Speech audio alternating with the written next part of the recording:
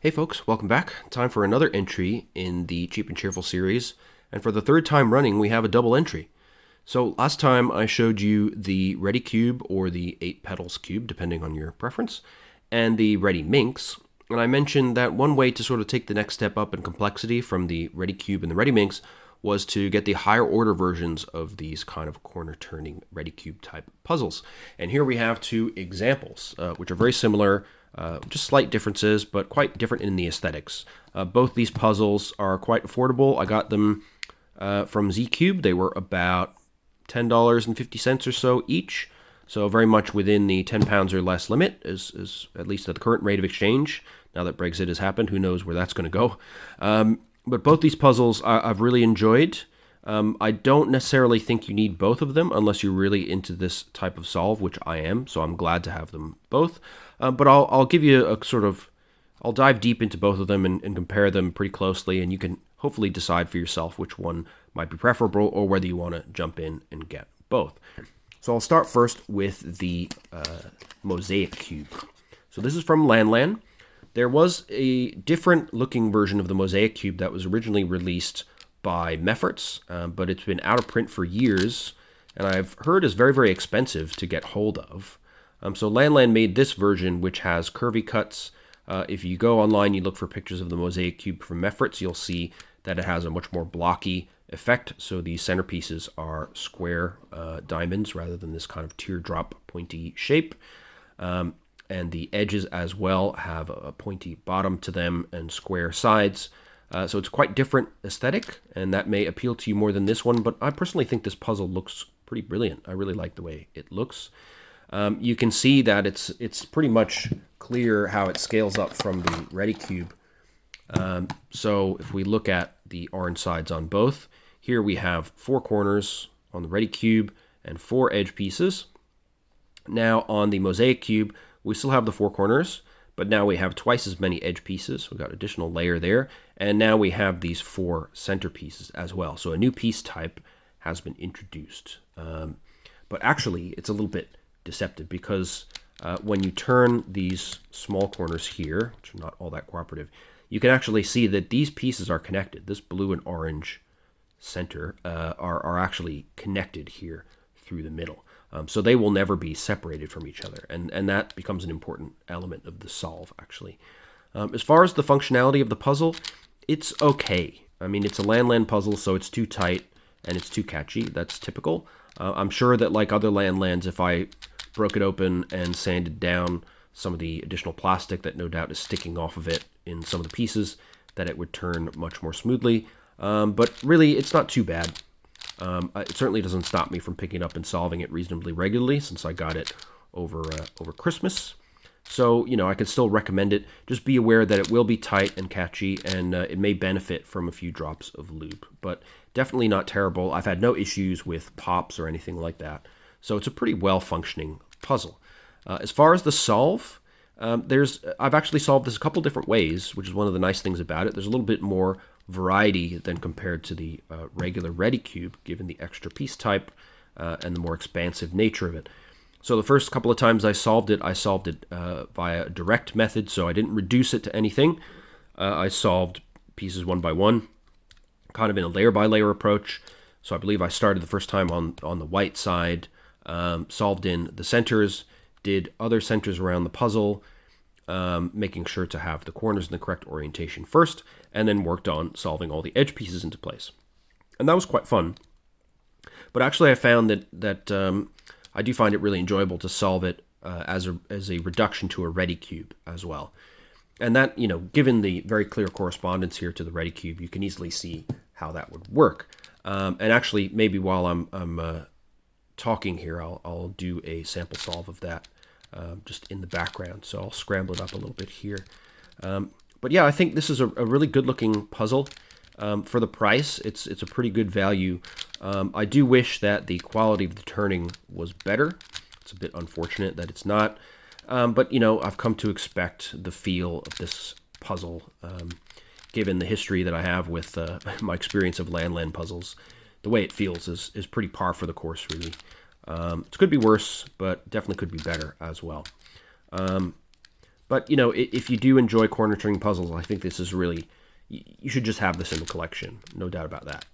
It's a really good one to have. The big question will be whether you find this redundant, given that we now have the other option here, the MF8 AJ Curvy 4x4 Dino Cube, which is a bit of a mouthful to say.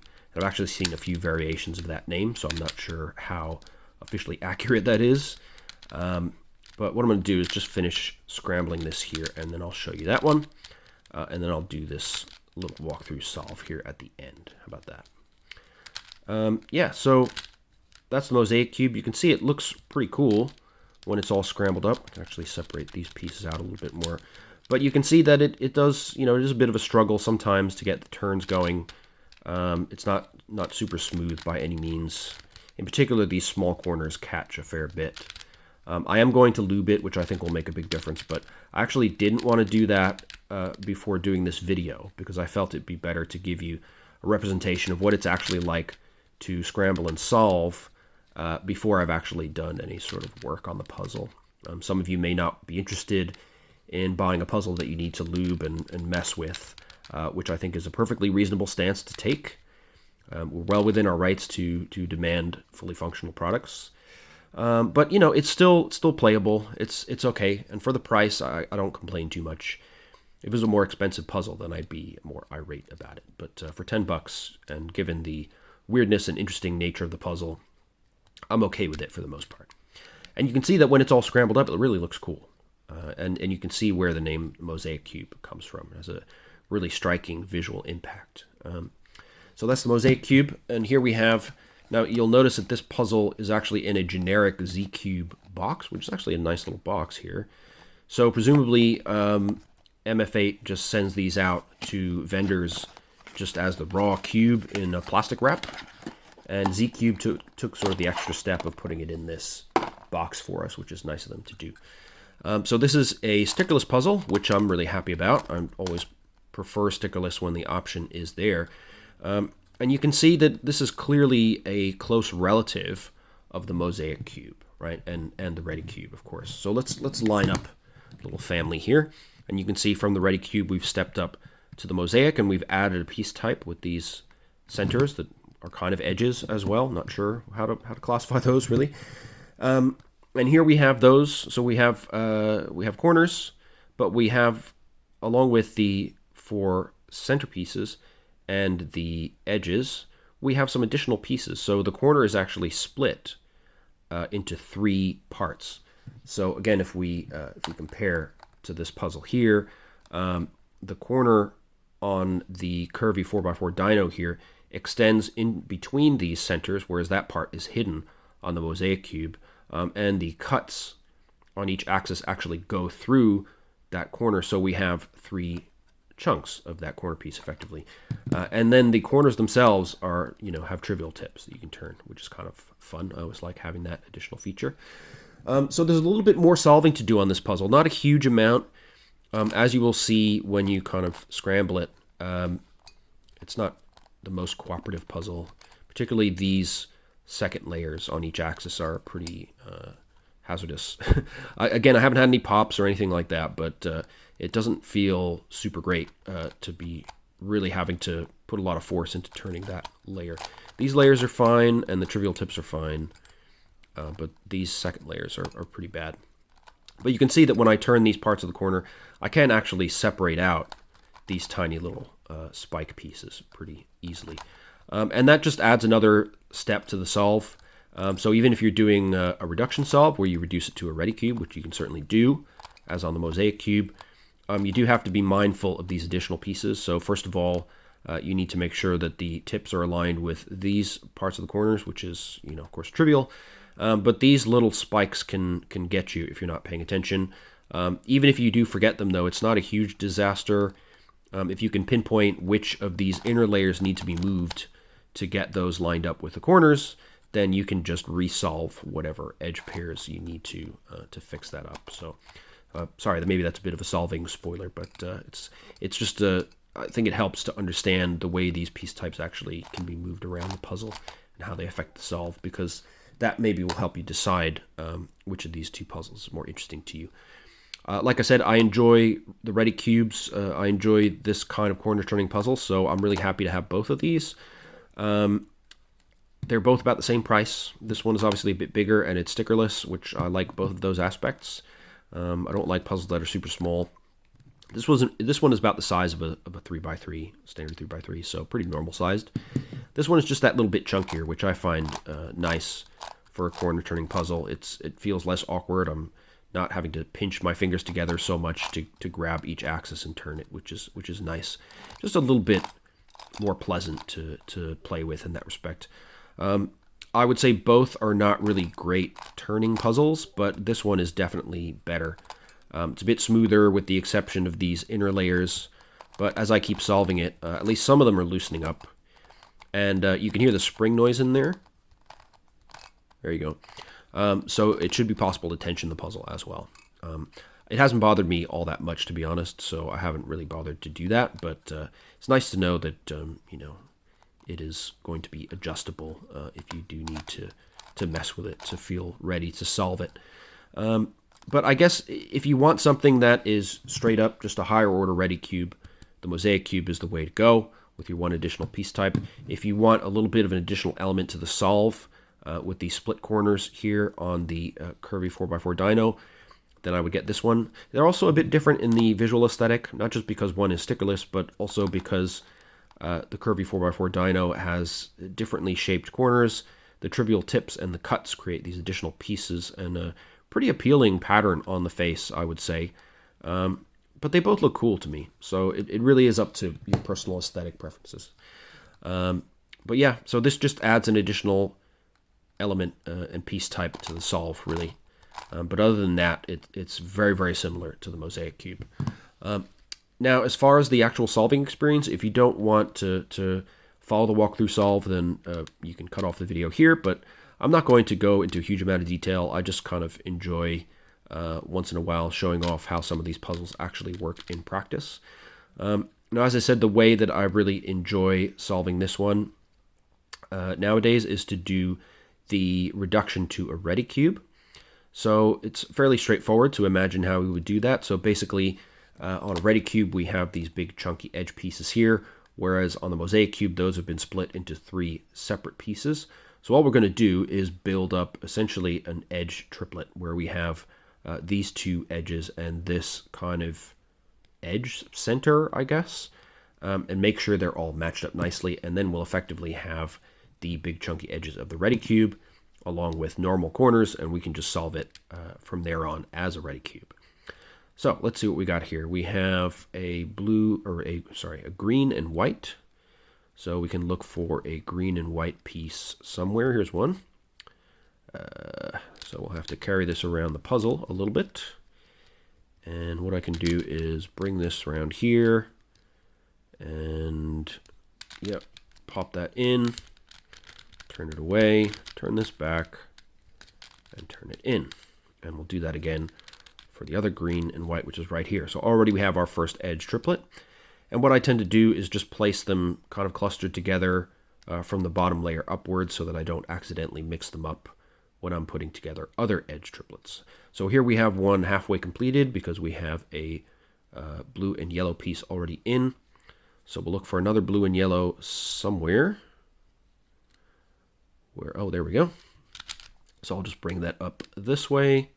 And then I should be able to turn this around, bring this up, turn that in, and we've got edge triplet number 2. So we'll call that our bottom layer, and we'll keep building. So now we have orange and blue, and there's an orange and blue piece here. So I can turn this up, turn that in, bring it back down, and now we need another orange and blue piece, which is over here. And we can just turn that in straight away. And now I can just pop that in the bottom with the others, like so. So we've got 3 edge triplets nicely placed down there. Here we've got orange and green with an orange and green already in. The other one can be turned in just like that. Again, we'll do a down, down, up, up to pop that into our layer for safekeeping on the bottom. Now let's see, do we have any others that are mostly complete? Oh, here we go. So we can put a yellow and orange in here from somewhere or other. And it appears to be over there. So once again, bring this up, put that piece in, and bring it back down. So now we have our safe layer down here. I'll put the next set of edges just around here, again, so I don't lose track. Now we have blue and white there, or a white and orange. Let's see what we've got here. So white and orange there. So maybe I can bring that up and then slide it in like so. Very good. And then we should have another orange and white somewhere. Where would that be? Ah, over here. So I can bring this up, pop that in, bring this back down. And there we go. We have now 2 more edge triplets on this middle layer. What I may do is just park them next to each other, again, just so I can keep track of what I'm doing. So here we have blue and a red. There's a blue and a red here. So put that in, turn it away.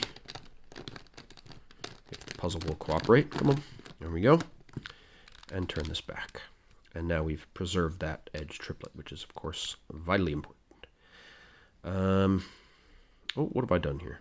Oh, it's over there. Okay. So now we have a blue and red to complete that edge. And, yep, so now we have 3 edge triplets done on this middle layer. Here we have red and white, so we can put another red and white in there from over here. So if I bring this up, turn it in, bring it back, and there we go. So now I'm on the last layer. Notice I haven't thought about the corners at all, because that doesn't matter. I'll deal with those as soon as the Redi Cube edge reduction is done. And I'll be doing every turn as a wide turn for that portion of the solve, so I don't need to worry about disrupting anything when I'm moving the corners around. So on the last layer, we just need to be a little bit artful with how we do our 3 cycles to move pieces around, but it's really not a big deal at all. So we have a yellow and green here, and a yellow and green here needs to go in. So what we can do is pop that in, turn this away, bring that up, bring that up. There we go. We've got another yellow and green right there ready to go.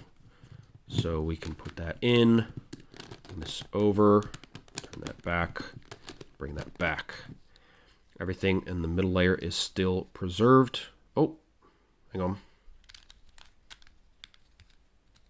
Okay, I don't know how that happened. Made a mistake somewhere. Part of the fun of solving on camera, isn't it? So now what have we got left? We need to put this piece over here. That piece needs to go here. So we just have a simple 3 cycle, which is a beautiful thing.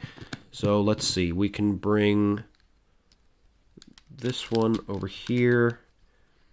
Pop this in here. Bring this back. And bring this back. And now we have all of our edges done. At least I hope so. Yes, looks like we've completed the Redi Cube reduction. And now you can plainly see how this will directly convert into a Redi Cube solve. So I'll do it as I would a Redi Cube. I will first turn the white corners into place and use that as my first layer. Oops, but the white corners need to go up here. Mistake number 2. There we go. And this one. And now I'll place all the edge pieces in that first layer as well. So this can just be an up. Come on. Up, down, and down. Usual stuff. The blue is already in place, which is convenient. The orange, oh no, red needs to go in here. We'll go up, up, down, and down. And now we just put the green and white in. Up, up, down, and down. There we go. So now what I typically do is I then turn to the yellow layer, put those corners into place, and then sort of take stock and see what pieces need to be where. So we don't have anything solved on these, the middle layer or the top, it looks like. but that's fine. We'll just cycle things around until we get somewhere. This red and green, for example, can go here. So if I bring that down, bring that up, place it with this, bring that back down. Then we have our red and green edge in place there. Now we have blue and orange here, which can go there. So if I bring this up, because we don't care about that piece, bring that up, pop this in, bring that back down. Then we've got another edge in place. Then this yellow and green, or let's think about this. What I want to try and do is leave myself a convenient 3-cycle as the last move on the top layer, but sometimes you have some rather awkward cycles to do depending on which pieces you put where. So I think maybe I will put this blue and yellow in. So if I bring this up, pop it in, bring that back, bring this back, and bring that back. Oops, that wasn't what I wanted to do. That's okay. Replace the red and blue again. So now what do we have? We have 3 pieces left and nicely placed for a simple 3-cycle home. So bring that in, bring that in, and let's see where we're at here. No, I think I've gone about this the wrong way, but that's quite okay. We'll just... The nice thing about this puzzle, I've seen the family of Redi Cubes described elsewhere as kind of... The puzzles feel like they want to be solved. And I think that's a really excellent way of putting it. They really do feel like, you know, if you just keep cycling things around, you will eventually get there, which is a nice feeling. Yep. There we go. And there we go. And boom, we're all done. So that's a quick little walkthrough of a reduced Redi Cube solve of the Mosaic Cube. And yeah, you can see, you know, I wasn't really trying to be super elegant there, but it's fun to solve the cube that way. I think hopefully that helps you get a handle on how it moves and get a sense for the quality of the movement, which unfortunately is a bit clunky, but not enough to stop me from enjoying the solve for the most part. There are a few points where it catches enough that you kind of have to will it into place, or sometimes I even will hold one of the edges back with a bit of force to allow it to slide over whatever's catching it in the middle there. But yeah, it's usually not too bad. So I would recommend when you get it, particularly if you're familiar with the Redi Cube, do the Redi Cube reduction solve first, and then give it a try as a direct solve, so solving layer by layer essentially. And there's some interesting challenges that crop up when you're doing that. You end up having to do some awkward swaps, and it's quite enjoyable as well. So there's a little bit of variety in the way you can attack this puzzle. There's probably other methods as well that I haven't considered, but I do really enjoy solving this one and the MF8AJ Curvy Dino. So I'll certainly be investigating different ways of solving them as well over the coming months and years. But yeah, I think these are both great additions to the collection. It's up to you whether you want both. I think the Mosaic Cube is great by itself. Definitely you should at least get that one. And if you find that the aesthetics of the Curvy Dino appeal to you, or if you want to experiment with that additional piece type, or if you just like trivial tips, then maybe get this one as well. They're both, like I said, about $10, so you're not out a huge amount of money either way. And in terms of the functionality, I would say this one turns slightly better, but it does have that pretty serious catchiness on these second layers, so just be aware of that. So I hope that was enjoyable and useful. Let me know what you think of the puzzles. And yeah, like I said in the previous video, if you've got any hot tips on other Redi Cube style puzzles that I might try or cover on the channel even, do let me know and I'll take a look. So yeah, hope to see you in the comments, and I'll see you as well in the next video. So take care. Bye-bye.